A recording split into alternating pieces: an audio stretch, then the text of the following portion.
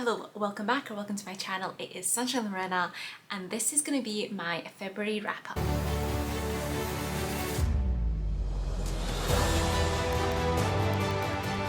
So it has been a while since I've sat down to film a video. I feel like I said this not that long ago either. I went a little bit slumpy like end of January, early Feb, and that also like went over into my video filming. So I haven't been great posting over like the last month or so, but I'm gonna try and be better. So I'm finally sitting down to do my wrap up for February. Yes, this is already in March. We are, second week here. So, a bit behind, but I'm wrapping it up because I didn't do a January wrap up because of the slumpiness that I was in. So I don't want to keep missing them. I want to keep on doing it. So yes, like I mentioned, a little bit slumpy. So I didn't read too well in February. It was only 4 books, guys. It was only 4 books, which, I mean, February's a short month.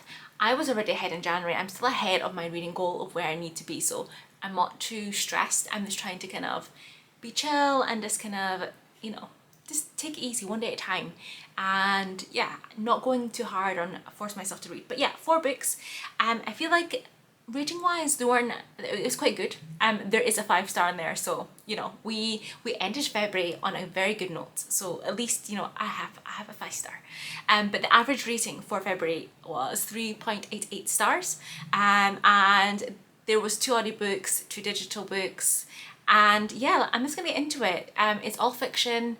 I'll just take you through the books I read and yeah, let you know all of that stuff. Okay, the first book that I finished in February was The Comeback by Lily Chu, and I actually listened to this on audiobook. It was an Audible exclusive because I still have my Audible subscription, which, guys, if you have recommendations for audiobooks, please let me know because I have quite a few credits to use and I kind of want to stop the subscription, but I need to use the credits up and all of that stuff. So yes, if you have suggestions, let me know. But anyway, The Comeback. I read The Stand-In by the same author, I think it was November last year. Really enjoyed it. So I saw they also had this one on Audible and I thought this sounds really fun. And I did like the style of the other audiobook. So I ended up giving this 3 stars. I did enjoy it. It was fun. And yeah, it just what I needed, something light to, when I was at the gym and cooking, etc. So in this one, our main character, Ari, she is a lawyer. She is like really focused on work. She wants to become a partner, and she is like driven. She is like, that's all she thinks about is work basically. And her dad is also one who's always pushed her to like be the best, who's a lawyer. And yeah, they just really focused on that. So yeah, she is very determined to stay focused on that and nothing else because, she does not want her dream to be derailed. So yeah, after another hard day at work, she comes back and ends up finding an unfamiliar, unknown, but gorgeous man in her flat. And that's a funny situation how that whole thing happens. It turns out it is her friend's, her roommate's, flatmate's cousin who has come from South Korea to stay for a few weeks to mend his broken heart after something that's happened. Her friend was just like, it's fine, you barely gonna even know that he's there, like don't worry about it. But Jaehoon is kindness and chaos personified, and it isn't long before she's falling hard. But when one wrong step leads to a world-shaking truth, Ari finds herself thrust into the world stage, not as the component steely lawyer she thought so hard to become, but as a mystery woman on the arm of a man the entire world claims to know. Now, with her heart and future and her sense of self on the line, Ari will have to cut through all the petty lies to find the truth of her relationship and discover the Ari she is finally ready to be. I really enjoyed it. I thought it was fun, like I said, super fun, quick audiobook. I gave it 3 stars. And yeah, I do recommend if you have Audible and you want something really nice and light, it's a good audiobook. The second book that I finished in February was one that I actually started in January when I was obviously starting to slump, and it took me a while to finish this one, and that is Shiver by Ali Reynolds. It's been on my TBR for absolute ages. I was like, like last year I was like, oh, I need to read it in winter because snowy cover, snowy vibes. I will go through the synopsis in a moment. And that didn't happen. So this winter I was like, I have to read it because like I'm not going to read it in July because it just isn't the right setting, But this is a thriller and it is kind of like a locked room type situation. I believe this was her debut one as well. It's set in the French Alps and it's this group of friends, or well, people that were friends. They were all like skiers, ski boarders, etc. and they were a friendship group from 10 years before. They competed in like competitions, etc. Something happened to Saskia. She disappeared and she has been long presumed dead. They assumed, and it happens a lot where I think there's avalanches, etc. They assumed that she's dead. It's been years, like I said, it's been like 10 years or something. So the group is being brought back together, and they were each invited by someone in the group. However, it does turn out that actually none of them invited each other, and they have no idea what's going on. It is just before the season starts, so the resort is emptied, and the like cable cars, etc. ends up not running. They're stuck up the mountain in this locked room situation in the accommodation that they have, and there ends up also being like a snowstorm, which kind of just doesn't help the situation of them being cut off. And yeah, there's lots of things that goes on and happens, and someone is obviously trying to find the truth of what happened to Saskia, and it's quite clear that that person will not stop at anything to find out the answers. And yeah, that is the synopsis. I ended up giving this 4 stars. I did enjoy it. I enjoyed the mystery. Like I said, it took me a while to get through it, which is not the book's fault. It was my like slumpiness. It just probably wasn't the best one to be reading at that time, but I did enjoy it. I enjoyed the twists, the turn, kind of the build up of the story, and I do enjoy a good kind of locked room kind of mystery vibes. So it's really good, you know, and the snowy atmosphere in January, February time was just perfect. Yeah, really enjoyed it. I enjoyed meeting all our different characters. There's about 4 or 5 of them.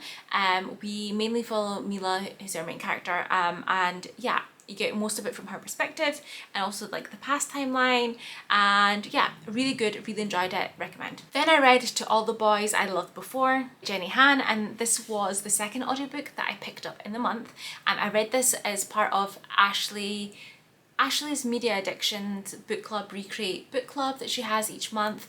I will link to the video. We did a live show, so I'll link that so you can go and watch it if you want to see like more in-depth thoughts, etc. Obviously there's spoilers in there, so if you've not read it, you don't want to be spoiled, maybe wait until you've read it.